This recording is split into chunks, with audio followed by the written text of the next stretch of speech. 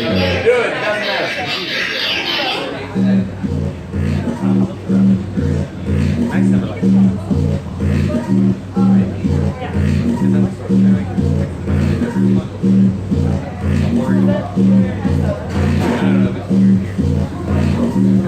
Your pretty lips look so green.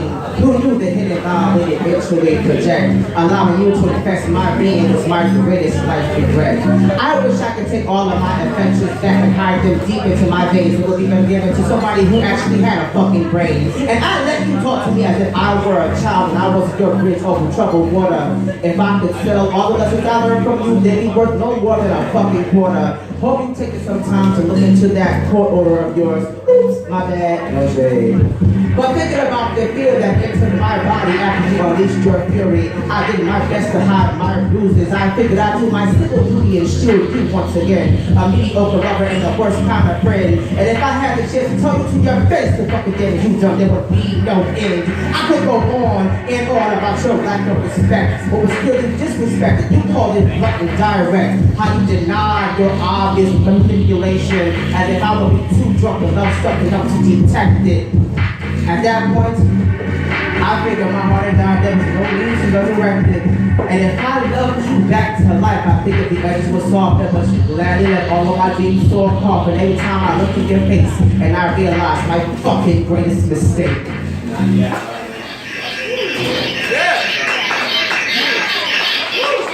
Did I pick that up?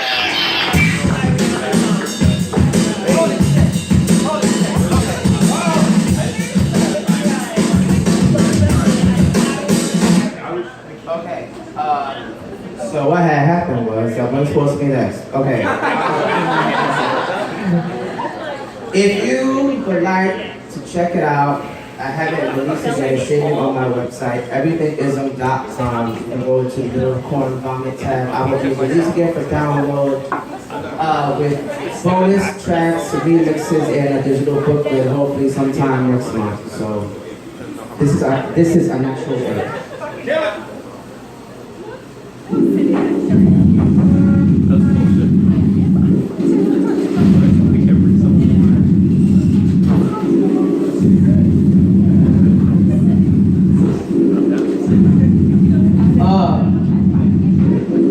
There were times where I found it very hard to breathe. The shit that came out of your mouth would knock the wind clean out of me, and in that moment I realized that I lost my self-worth, that I had given in to my loneliness, and I had accepted a curse. Maybe I didn't love myself like I thought I did. Too separated to love a grown-ass kid who had you thinking you weren't shit after everything you sacrificed. You end up with the short end of the fucking stick. Left the job of your own dismay while they make sure they get a pick and they do it for the book. I did it for the love that was never there to begin with, and I was never King Kunta on a throne like Kendrick. But Kunta getting whipped until I said Toby. A natural blue is kind of like Moby. The darkness over me began to feel safe. The breaking of my heart became a natural ink. How much more are you going to allow yourself to take before you make a clean break?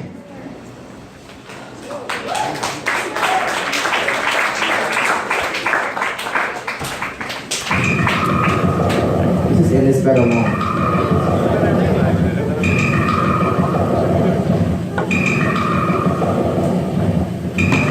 No alarm clock, no wake-up sex, no rushing to shower and iron, no breaking up cold or seemingly unafraid and unfazed, just waking up in this bed alone.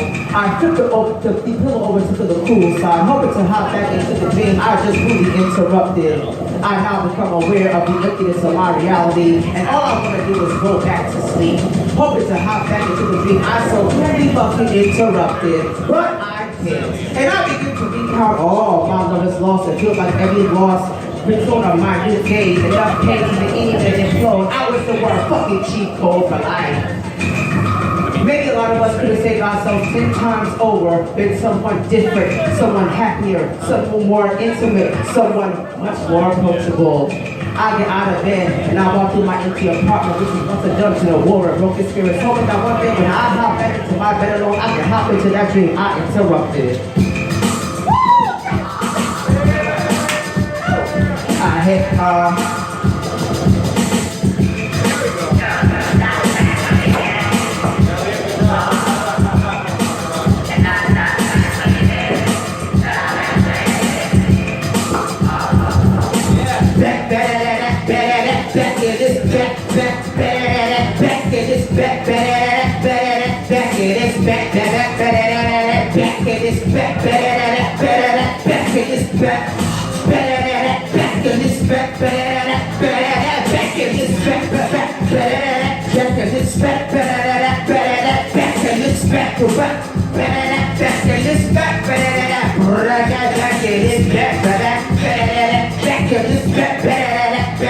back in this back.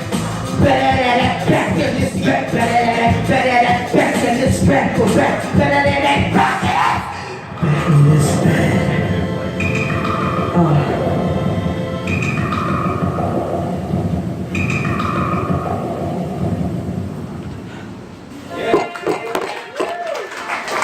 It's a call in the news. You're good, bro.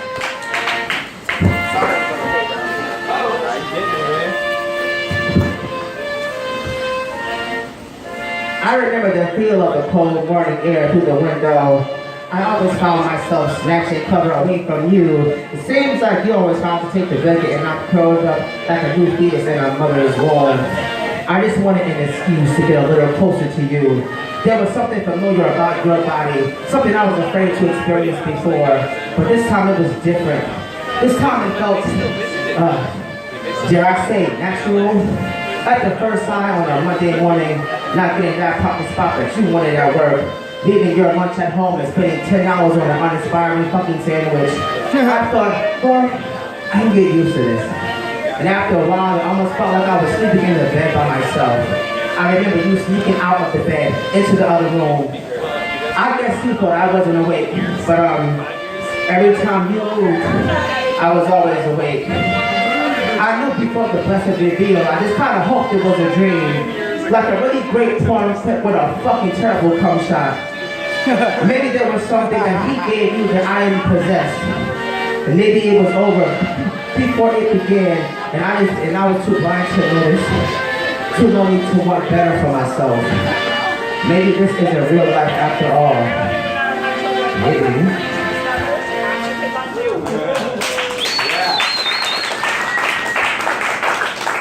This is, once upon a time, I had friends and people like me.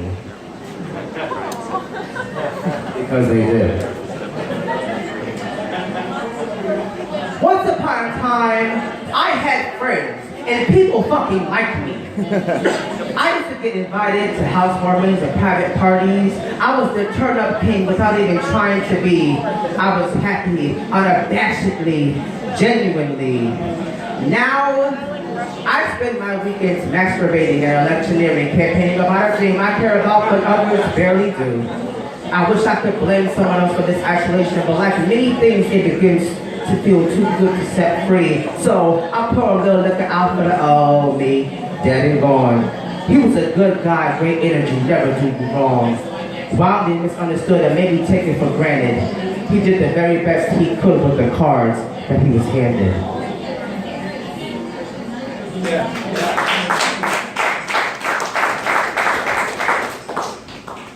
I don't usually give disclaimers, but I have to for this one. Because I wasn't the only person to say the N-word this evening, I just need to give a disclaimer. As you know, a lot's going on in the world right now. And as a black man, I feel nervous to speak my piece, to say how I feel. And at this particular point and moment in time, I no longer fear speaking my mind.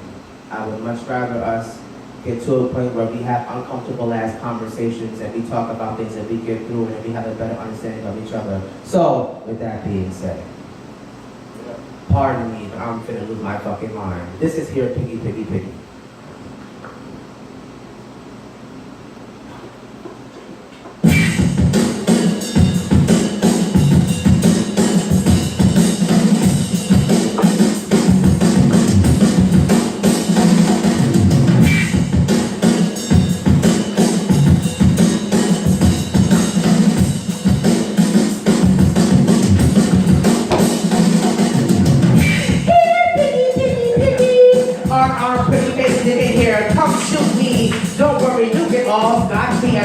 Of my melanin and my broken family. The justice system is wrapped around your little dick. Pay no attention to the juries and how they love that shit.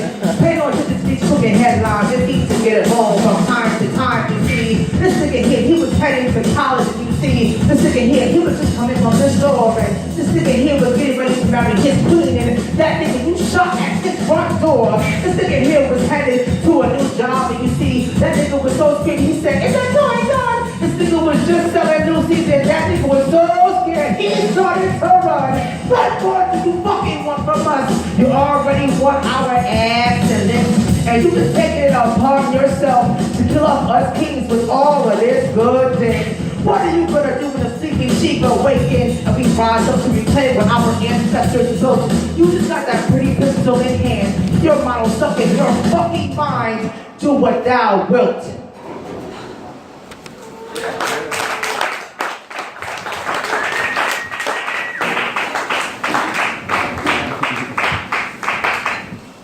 I try not to talk about certain things in my music because I'm just not comfortable with it.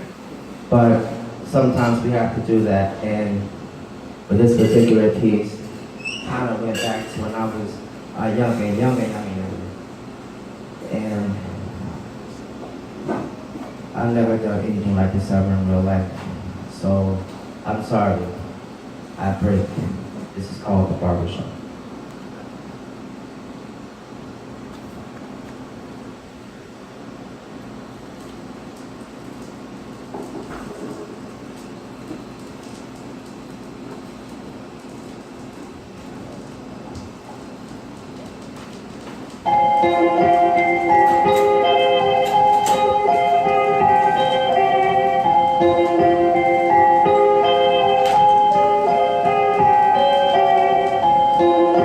Wanted to be one of the boys hanging out at the barbershop just talking about girls.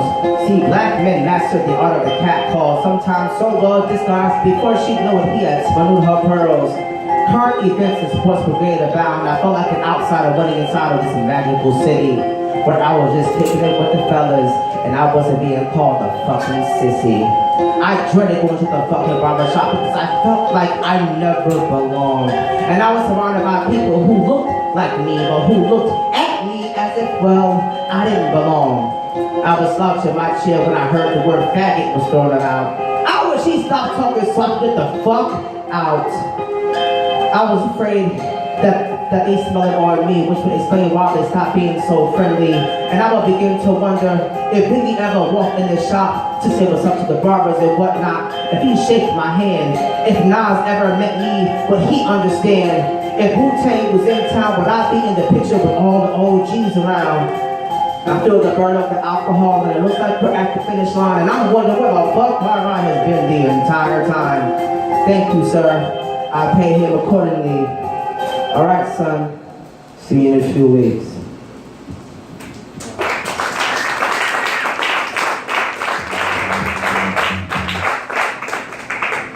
This is the last one, and then I'll be done. The entire concept of unicorn vomit kind of happened when Prince died, and I kind of felt like I hadn't been using my full potential because I felt like I needed to be in this pretty pristine studio with this awesome engineer. And when you go to hear the project on the website, everything that you hear I recorded on my cell phone on Audio Joy, which is a multi-track recorder app in my bedroom. So don't ever let anybody tell you that you can't do anything and you can't make shit happen on your own and by yourself, because you can. If you really want to make shit happen, you fucking make it happen. Yeah. So that's what the entire purpose of Unicorn Vomit is to show people that, you know, even when, you know, nobody supports you. I just want to thank the fucking two people that fucking came here to support me, my brothers, man. I thank you so much. I love y'all, man. Like, I haven't seen them in years and they fucking came to support me. So, love. This is Bubba and Wine. Alright.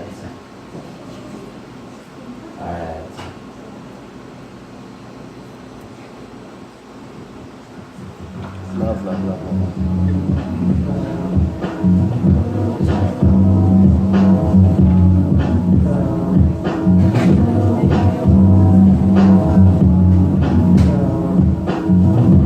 Pacing back and forth in the corridors of my mind, thinking I'm seeing shadows off this Bubba and Wine. Clicks and noses got me paranoid, maybe by design. Am I tripping? Am I tripped in this fucking myriad club? Stuck in a society that doesn't give a fuck about me, all my trials and tribulations. Just being black is beyond me to explain. How to open up from society and still maintain. How to get off the ground without really complaining. How to be the best when you're at your worst insane. God bless you. Well, if God will bless you, then maybe He'll bless me too. You think? Do we feel our roses if they begin to stick? Are we strong enough to bring our psyche back from the brink? Will I have an anchor should I begin to sink? I question my intention, and if I go too far, it's the pleasure that I'm looking for to cover my scars. I thought I was the sky, I am barely a star. Merely a molecule, a proton, electron, nucleus close to imploding, thoughts of my limited brain close to exploding. I'm pacing and waiting, but both hands shaking. Should I end it all? I'm debating. But life is the greatest of pleasures and the heaviest of burdens. How beautiful is the smile when the soul is hurting. Dangerous liaison, love no phase on. Two souls in recreation, like how the spirit relation.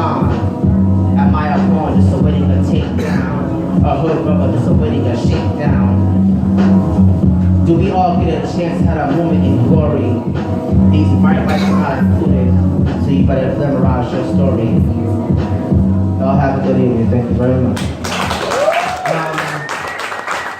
If you want to follow me on Twitter at @the_IZM, everythhingism, IZM.com.